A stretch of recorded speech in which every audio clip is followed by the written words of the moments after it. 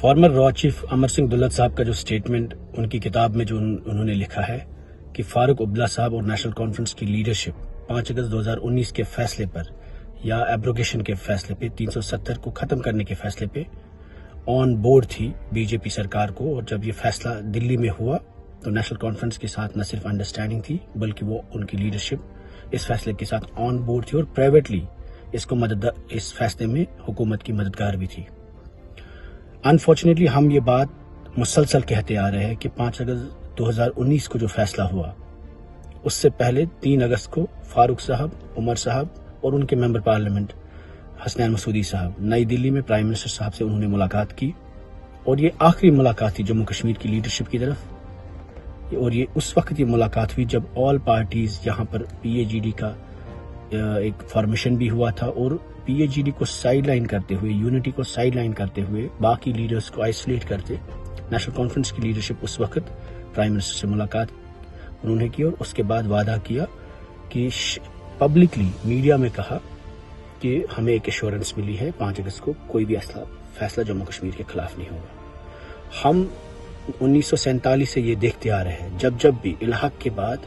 الحاق سے لے کر اس کی ریٹیفیکیشن سے لے کر جب بھی ہسٹوریکلی کوئی ایروجن جموں کشمیر کے ساتھ ہوا، چاہے ہمارے پاس قانون، ہمارے پاس اپنا کانسٹیٹیوشن تھا، ہمارے پاس اپنا ایجنڈا تھا، چاہے ہمارے پاس اپنا سپریم کورٹ تھا، چاہے ہمارے پاس اپنا الیکشن کمیشن تھا، یا ہمارے پاس اپنا ایک وزیر اعظم ہوا کرتا تھا یا صدر ریاست ہوا کرتا تھا، جب بھی کوئی ایروجن ہوا ہسٹوریکلی ان چیزوں کو جب بھی کشمیریوں نے ایکسیپٹ نہیں کیا تو نیشنل کانفرنس نے کہیں نہ کہیں لیجیٹمیسی ان تمام فیصلوں اور تمام ایروجنز کو وقتاً فوقتاً دی ہے۔ چاہے شیخ صاحب بند بھی رہے، اس کے باوجود بھی ہم نے دیکھا کہ پرائم منسٹر کی کرسی کو چیف منسٹر بنانے میں لیجیٹمیسی ان فیصلوں کو سٹیمپ جو پڑی وہ نیشنل کانفرنس کی لیڈرشپ سے پڑی۔ اس بات میں کوئی شک نہیں ہے کہ 5 اگست 2019 کو جو فیصلہ ہوا کہیں نہ کہیں انڈرسٹینڈنگ تھی بی جے پی کے ساتھ، یہاں کی جو ٹاپ لیڈرشپ تھی نیشنل کانفرنس کی، اور جو امر سنگھ دولت نے، جو فاروق عبداللہ صاحب کے خاص عزیز دوست ہے اور جنہوں نے مسلسل ان کے لیے ایڈوکیسی کی رکھی ہے، ہمیشہ ایڈوکیسی کرتے ہیں، اور ایڈوکیسی کے ساتھ ساتھ 5 اگست 2019 کے بعد امر سنگھ دولت صاحب نئی دلی سے انٹرلوکیٹر بھی تھے جنہوں نے نیشنل کانفرنس کے ساتھ اس وقت بات بھی کی اور فاروق عبداللہ صاحب کو پیسیفائی بھی کیا۔ غرض کہنے کا یہ ہے کہ یہ جو ایک بہت بڑا ہسٹورک بٹریل ہوا جموں کشمیر کی عوام کے ساتھ، اس میں فاروق عبداللہ صاحب کی جو بھی انڈرسٹینڈنگ تھی، ہم سبھی لوگ بحیثیت کشمیری ہونے کے ناطے، یہاں کے باشندے ہونے کے ناطے، ہماری یہاں کی حکومت سے یہ ایک التجا ہے کہ آپ ہمیں اس پر ایک کلیریفیکیشن دیں، کیا یہ سچ ہے جو دولت صاحب نے کہا ہے، اور ان کی سٹیٹمنٹ میں، ان کی کتاب میں، ان کے اس الزام پر کتنی حقیقت ہے؟ کیا آپ 5 اگست 2019 سے پہلے ہی آپ کی کوئی انڈرسٹینڈنگ تھی، کن وجوہات پہ تھی اور اس کی بنیاد کیا تھی؟ کیونکہ 5 اگست 2000 کے بعد یا اس سے پہلے جب یہ فیصلہ 2019 کو ہونے والا تھا، اس وقت کئی سیپریٹسٹ آرگنائزیشنز، مین سٹریم آرگنائزیشنز اور کئی ایکٹیوسٹ، کئی جرنلسٹ، کئی ہیومن رائٹس ایکٹیوسٹ کے ساتھ ساتھ میڈیا ہاؤسز کے ساتھ ساتھ ایک بہت بڑا کریک ڈاؤن جموں کشمیر میں ہوا، جس میں پیپلز ڈیموکریٹک پارٹی کے مسلسل لگ بھگ 40 لوگ پارٹی سے توڑے گئے، کئی سیپریٹسٹ کو بند کیا گیا، کئی آرگنائزیشنز کو بین کیا گیا، حالانکہ جماعت اسلامیہ بھی اس میں تھی، ایک بڑی ریلیجس تنظیم جن پر آج بھی نہ صرف ان کے لوگ بند ہیں بلکہ ان تنظیموں کو بین کر دیا گیا آفیشلی، اور آج بھی وہ دور سلسلہ جاری ہے۔ ہم نے کبھی نہیں دیکھا نیشنل کانفرنس ان فیصلوں کی مخالفت کرتے ہوئے، حالانکہ اس سارے فیصلے کی مخالفت جو اس کے سمٹمز تھے، یا آج تک 5 اگست 2019 کے بعد جتنے فیصلے ہوئے، پیپلز ڈیموکریٹک پارٹی کی لیڈرشپ محبوب وجی یا ہماری پارٹی کے لوگ مسلسل نہ صرف اس پریشر کو اٹھایا، سختی کو اٹھایا، پارٹی کو توڑ پھوڑ کیا گیا،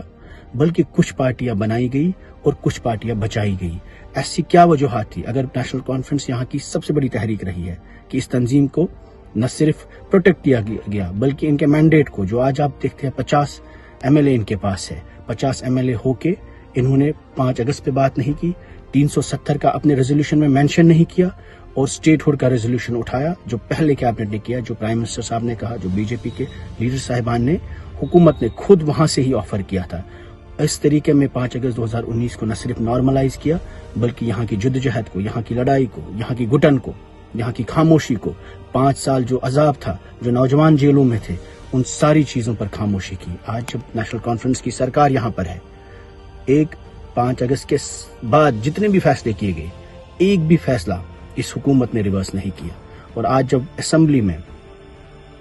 میں جب مین مدعے اٹھتے ہیں، چاہے پولیٹیکل پرزنرز کی بات ہو، 370 کی بات ہو، اسٹیٹ ہوڈ کی بات ہو، یا یہاں پر لینڈ لاز کی بات ہو جو بدلے گئے، یا اس کے بعد جو وقف کا بہت بڑا مسئلہ بنا پورے ملک میں، جب تامل ناڈو، کرناٹکا جیسی اسٹیٹس جہاں 4-5% مائنورٹی میں مسلمان رہتے ہیں، یہاں پر ایک مسلم میجورٹی اسٹیٹ تھی، اس اسٹیٹ نے فیصلہ کیا کہ ہم وقت پر ریزولوشن نہیں کریں گے، ڈسکشن نہیں کریں گے، بات چیت نہیں کریں گے. تو اس کا غرض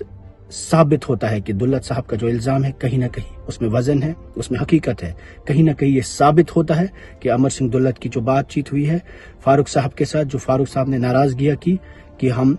آپ کے ساتھ چلتے اس فیصلے میں، یا ساتھ چلنے کی کوشش بھی کرتے، یا ہم آپ کے ساتھ تھے، یا پرائیویٹلی آپ کو سپورٹ کرتے تھے، کہیں نہ کہیں اس میں ایک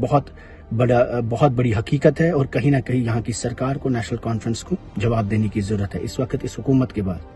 5 اگست کے بعد تمام لوگوں نے اعتماد دیا، 50 سیٹیں دی، کہا شاید یہ 370 پہ بات کریں گے، شاید یہ پرزنرز پہ بات کریں گے، شاید یہ بینڈ آرگنائزیشنز پہ بات کریں گے. لیکن آج جب لوگوں کی زمین اٹیچ ہوتی ہے، ہماری سرکار خاموش ہے. آج جب ملازموں کو ٹرمینیٹ کیا جاتا ہے، ہماری حکومت خاموش ہے. اور آج جب وقف کی بل امینڈمنٹ پہ آتی ہے، ہماری سرکار اس پہ بھی خاموش رہتی ہے. اور آج جب 370 کی بات ہوتی ہے، ہماری سرکار بزنس رول کی بات کرتی ہے. کہیں نہ کہیں کشمیر کو ڈی پولیٹیسائز کرنے کی کوشش کی جا رہی ہے، اور نیشنل کانفرنس اس میں بی جے پی کے ساتھ ہے. اور خاموشی کا مقصد، آپ ایک سائلنٹ اپروول دیتے ہیں، آپ کہتے ہیں کہ جماعت اسلامیہ کی بین پر آپ خوش ہیں. کہیں نہ کہیں تمام جو سوشل ریلیجس آرگنائزیشن بین ہے، جو جرنلسٹ بین ہے، جن کے پاسپورٹ سیز کیے گئے، جن لوگوں